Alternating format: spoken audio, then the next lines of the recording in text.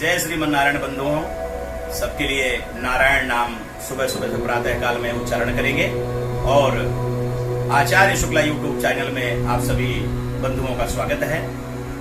मित्रों, आज आपको बहुत ही शास्त्रोक्त और शास्त्र प्रमाणित और जीवन के उपलक्ष्य और लक्ष्यों को प्राप्त करने वाली जानकारी में पितृ श्राद्ध के बारे में आप सबको बताऊंगा। बंधुओं, अगर पूरा वीडियो देखेंगे तभी ये जानकारी और ये नियम पालन और यज्ञ के सारे विधान आपको समझ में आएंगे। अगर ये वीडियो को ज्यादा से ज्यादा आप शेयर करेंगे और ज्यादा से ज्यादा इसकी जानकारी आप आपस में या एक दूसरे को वितरण करेंगे तो जरूर सबको ये जानकारी से लाभान्वित करेंगे आप और स्वयं लाभ उठाएंगे।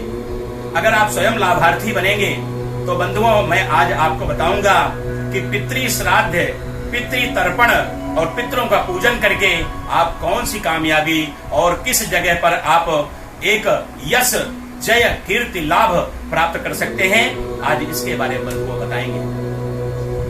अगर मित्रों, अगर आपको बहुत बड़ी कामयाबी चाहिए और हर एक मार्ग में अगर सफलता प्राप्त करनी चाहिए और अगर आप सफलता प्राप्त करना चाहते हैं तो आपको स्वयं एक यज्ञकर्ता बनना पड़ेगा।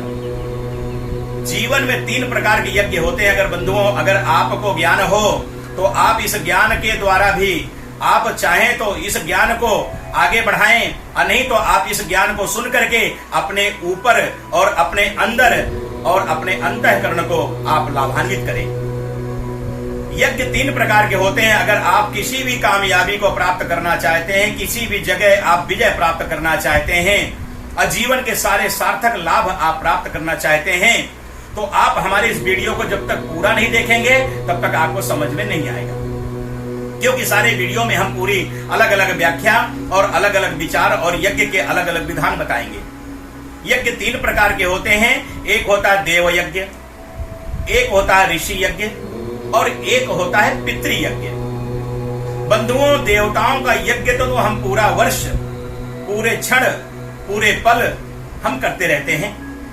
ऋषियों का भी यज्ञ हम कुछ समय, कुछ महीने, कुछ पक्ष में, कुछ तिथियों में करते हैं। लेकिन बंधुओं, एक वर्ष में यह 15 दिन, यह एक अद्भुत पक्ष आता है जिसे हम लोग कह सकते हैं पितृपक्ष।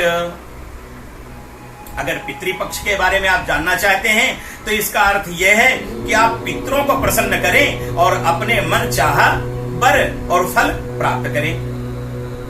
कलयुग में मृत्यु की सैया में लेटे हुए और मृत्यु में प्रवेश कर गए और मृत्यु में जाने वाले लोगों को आप अगर प्रसन्न कर लें, अगर आप उनका पूजन पाठ, दान, धर्म, यज्ञादि, तर्पण, पूजन और ब्राह्मण भोजन और अच्छे अच्छे सामग्रियों का आप दान करके चाहें तो आप अपने पितरों को प्रसन्न करें, क्योंकि जो दान दी हुई सामग्री है वह आप अपने पितरों को देते हैं। अपने दादा, परदादा, माता, पिता, बंधु बांधव जो भी इस जीवन में नहीं रहे, जो भी इस कलयुग में आपके साथ में नहीं रहे, आपके प्रत्यक्ष में नहीं है, वो आपके साथ में अप्रत्यक्ष में आएंगे जब आप यज्ञ करता बनोगे, जिसे बोलते हैं पितृ यज्ञ करता। अगर पितृ यज्ञ करने वाले हैं, पितृ यज्ञ का पूर्ण फल प्राप्त करने वाले हैं तो आपको अपने पितरों के नाम से जो पितृ पक्ष प्रारंभ होने वाला है वह तिथि, पक्ष, नक्षत्र और दिन, तारीख को बड़े ध्यान से, बड़े गौर से आप समझें और उसको पालन करें और अपने पितृ यज्ञ के लिए आप तैयार हो जाएं। पितृ यज्ञ तैयार करने के लिए आपको तन, मन, धन ये सब चीजों से परिपूर्ण और बिल्कुल संपूर्ण ढंग से आपको तैयार होना पड़ेगा, तभी आप यज्ञ का संपूर्ण फल प्राप्त करने के योग्य होंगे। अगर आप यह पितृ यज्ञ में विशेषतया कुछ करना चाहते हैं तो इसके बारे में मैं आपको जानकारी देने जा रहा हूं। पहले तो आप ये सुनिए कि पितृ पक्ष कब और कैसे और कहां, किस ढंग से करना चाहिए। बंधुओं, यह श्री आनंद नाम संवत्सर है और श्री आनंद नाम संवत्सर में आश्विन कृष्ण पक्ष, जो यह 1/9/2020 दिन मंगलवार पूर्णिमा से श्राद्ध पक्ष प्रारंभ हो रहा है। बंधुओं, श्राद्ध पक्ष का पूर्णिमा से प्रारंभ होके अमावस्या में जो अंतिम विदाई है पितरों की, उसके बारे में जानकारी समझें। क्योंकि ये पूर्णिमा से प्रारंभ होता है, अमावस्या में इसका समापन होता है। यह पितृ श्राद्ध 15 दिन का बिल्कुल सुचारू रूप से होता है और पितरों को प्रसन्न करने में बहुत ही आसानी, बहुत ही सरलता होती है। नम्रता सदा लाभ देती, होती है हानि मूर्खता में। नम्र होकर के, अंतःकरण को पवित्र करके, शुद्ध होकर के आप पितृ यज्ञ को प्रारंभ करें। वह तिथि और दिन आपके सामने प्रत्यक्ष में रख रहा हूं। 1/9/2020 दिन मंगलवार यह पूर्णिमा का श्राद्ध प्रारंभ हो रहा है, जिसे कहते हैं पूर्णिमा श्राद्ध। पूर्णिमा श्राद्ध को आप प्रारंभ करके आप ये 15 दिन के इन पितरों के लिए सारे दिन में आप यज्ञ तर्पण पूजन कर सकते हैं। कोई भी यह निश्चित नहीं किया गया कि जिस पित्र के नाम से आप तिथि में करें उसको आप आगे पीछे नहीं कर सकते हैं। अगर चाहें तो आप पूर्णिमा से लेकर के अमावस्या तक उन पितरों के लिए यज्ञ कर सकते हैं। इसे बोलते हैं पितृ पक्ष और पितृ यज्ञ पक्ष। आप ये 15 दिन भी पितरों के नाम से यज्ञ करके आप उनको प्रसन्न कर सकते हैं और अपने कुल की बढ़ोतरी कर सकते हैं और अपने कुल में सुख, शांति, समृद्धि का आगमन करा सकते हैं। बंधुओं, अगर आपके जीवन में अगर आपके पितृ यज्ञ सफल हो गए तो आपको देव यज्ञ, ऋषि यज्ञ में किसी प्रकार की कोई कठिनाई प्राप्त नहीं होगी। क्योंकि देव यज्ञ बड़े सरल हैं, ऋषि यज्ञ बड़े सरल हैं, लेकिन पितृ यज्ञ में कठिनाइयां और कई तरह के आचार विचार, यह कुछ ऐसे हमको लेके अपने चलने हैं जो आचार विचार के द्वारा हम अपने पितरों को प्रसन्न कर सकते हैं। पितरों का यज्ञ कैसे प्रारंभ करें? पूर्णिमा के दिन प्रातः काल में आप जग करके अपने नित्य क्रिया पवित्र शुद्ध हो करके और अपने सामने आप या नदी है तो वहां पे करें, अगर तालाब है तो वहां पे करें, और नहीं तो अपने घर में एक पात्र में जल भर करके रख लें और शुद्ध पवित्र होकर के आसन बिछाएं। और इसके बाद पूर्वाभिमुख होकर के पहले देवों के नाम से 3 बार तर्पण करेंगे और फिर ऋषियों के नाम से तर्पण करेंगे। फिर दक्षिण मुख होकर के, दक्षिण मुख होकर के ब्राह्मण हैं तो जनेऊ धारण करना अति आवश्यक है, क्षत्रिय हैं तो जनेऊ धारण करना अति आवश्यक है, अब अगर आप वैश्य हैं तब भी जनेऊ का धारण करना अति आवश्यक है। लेकिन शूद्र के लिए यज्ञोपवीत नहीं बताया गया। हमारे शास्त्रों में कहा गया है कि पितृ तर्पण, पितृ यज्ञ तो हर मनुष्य के करने के लिए है, लेकिन यज्ञोपवीत संस्कार, यज्ञोपवीत विधान केवल 3 चरणों में बताया गया है और 3 ये जातियों को बताया गया है, ब्राह्मण, क्षत्रिय, वैश्य। तो जनेऊ धारण करना अति आवश्यक है। जो यज्ञोपवीत धारण कर सकते हैं उनको प्रातः काल की बेला में आसन लगाएं, जल पात्र को सामने रखें और जल पात्र में आप कुश की पवित्री धारण करें और एक दुपट्टा या एक लुंगी, एक वस्त्र नीचे पहने और एक वस्त्र ऊपर धारण करें, जिसे बोलते हैं वस्त्र उपवस्त्र। आपके पास 2 वस्त्र होना अति आवश्यक है। एक वस्त्र नीचे जो पहनते हैं, एक वस्त्र आप कंधे में डालते हैं।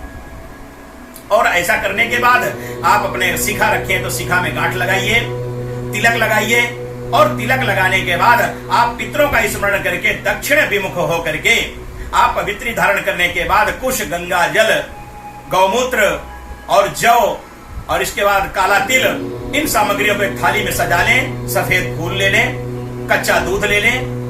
यह प्रक्रिया आप अपने पितरों के लिए प्रारंभ करेंगे। जो देव हैं उनको आप केवल अक्षत और पुष्प से तर्पण करेंगे, जो ऋषि हैं उनको आप केवल अक्षत से तर्पण करेंगे और जो पितर हैं उनको जौ, तिल और चावल और पुष्प सफेद और गंगा जल, गौमूत्र, ये सब सामग्रियों को लेकर के आप पितरों के नाम से तर्पण करें। इन सामग्रियों के द्वारा जब आप पितरों के नाम से तर्पण करते हैं, पितरों को प्रसन्न करने के लिए मार्ग प्रशस्त करते हैं, तो आपके हर एक काम बन जाएंगे और आपके जीवन में, आपके लाइफ में जो विघ्न बाधाएं आ रही हैं और किसी प्रकार की कोई दिक्कत आ रही है, वह सब दूर हो जाएंगी और आप एक सफलता की ओर प्रस्थान करेंगे। पितृ यज्ञ में यह करने के बाद आप उनके नाम से, जो पितृ हैं उनके प्रसन्नता के लिए बढ़िया नैवेद्य या भोजन की व्यवस्था करें, फलों की व्यवस्था करें और पितरों के नाम से वह अन्न भोग लगाएं, फलों का भोग लगाएं। और इसके बाद आपके पास अगर अनन्य प्रकार का भोग है, जितने प्रकार का भी भोग है, आप पितरों के नाम से वहां पे तर्पण करें।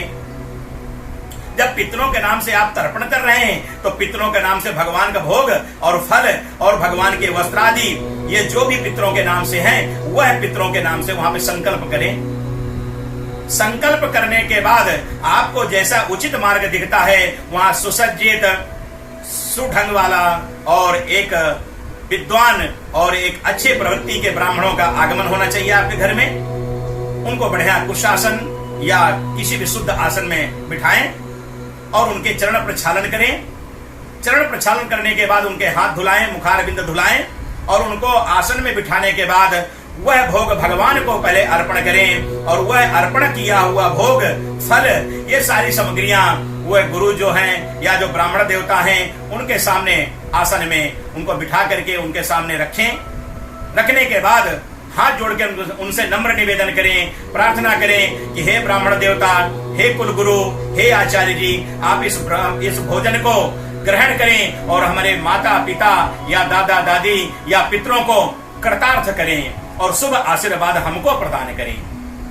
क्योंकि जब पितृ कृतार्थ हो जाएंगे ब्राह्मण के भोजन करने से, गुरु आचार्य के भोजन करने से, जब आपने ब्राह्मण का सम्मान किया, ब्राह्मण को संतुष्ट कर दिया, दान धर्म करके जब ब्राह्मण को प्रसन्न कर दिया, तो आपके पितृ प्रसन्न हो गए और आपके जीवन में हर एक कामयाबी का मार्ग बिल्कुल सरल हो जाएगा। और आप ये सब करके ब्राह्मण देवता को भोजन कराने के बाद उनको वस्त्र दान करें, दक्षिणा दान करें और उनको अपने घर से मान सम्मान सहित, आदर सहित हाथ जोड़ के उनकी विदाई करें। ऐसा करने से ब्राह्मण प्रसन्न होकर के आपके घर से प्रस्थान करेंगे और वो जहां जहां जाएंगे या जैसे भी स्थिति में रहेंगे, आपके पितरों का, आपके भक्ति का और आपके विचारों का गुणगान गाएंगे और आपको ये कहेंगे कि आप यशस्वी भवा, पुत्र पौत्रवान भवा, विजयवान भवा, यशस्वी भवा। जब आपको सारे वो आशीर्वाद दे रहे हैं, सारे वो संतुष्टि जनक आपको वह लाभान्वित कर रहे हैं, तो आपका परम कर्तव्य बन जाता है कि आप पितृ कार्य को सरलता से आगे भी जारी रखें। यह एक दिन की प्रक्रिया, आप चाहें जिस लायक हो तो रोज भी कर सकते हैं, प्रतिदिन कर सकते हैं, चाहें तो पितरों की एक तिथि पे कर सकते हैं, चाहें तो आप किसी भी तिथि में अगर ना हो पाए तो आप अंतिम की अमावस्या तिथि में भी यह प्रक्रिया करके आप सारे यज्ञ का फल, पितरों का आशीर्वाद, ब्राह्मण का आशीर्वाद आप प्राप्त कर सकते हैं। बंधुओं, यह प्रक्रिया की पूजा करने से आपके जीवन के हर एक मनोकामना पूर्ण हो जाएगी। और पितृ यज्ञ का आज विशेषतया मैंने आपको छोटे रूप में यही उल्लेख, यही शास्त्रोक्त रस और यही आपके भक्ति में मैंने प्रशस्त किया है, जो आपके जीवन को बनाएगा और पितृ यज्ञ को सफलतापूर्वक आगे बढ़ाएगा। अगर पितृ यज्ञ को सफलतापूर्वक अगर आप आगे बढ़ाना चाहते हैं तो आप इस वीडियो को ज्यादा से ज्यादा शेयर करें, ज्यादा से ज्यादा लाइक करें, सब्सक्राइब करना ना भूलें। और बंधुओं, कुछ अपने सुझाव, अपनी टिप्पणियां और यह अपने विचारधारा हमारे कमेंट के लेखा जोखा में आप लिख सकते हैं। वो विचारधाराओं को हम आगे लेके चलेंगे और आपको बार बार ऐसे ही हमारे वीडियो में सब कुछ अच्छा और सही मार्ग, सही विचार देखने को मिलेगा। इसलिए आज के लिए बस इतना ही मैं बताऊंगा, पितृ कार्य करें और अपने जीवन को सफल बनाएं। ओम शांति शांति शांति।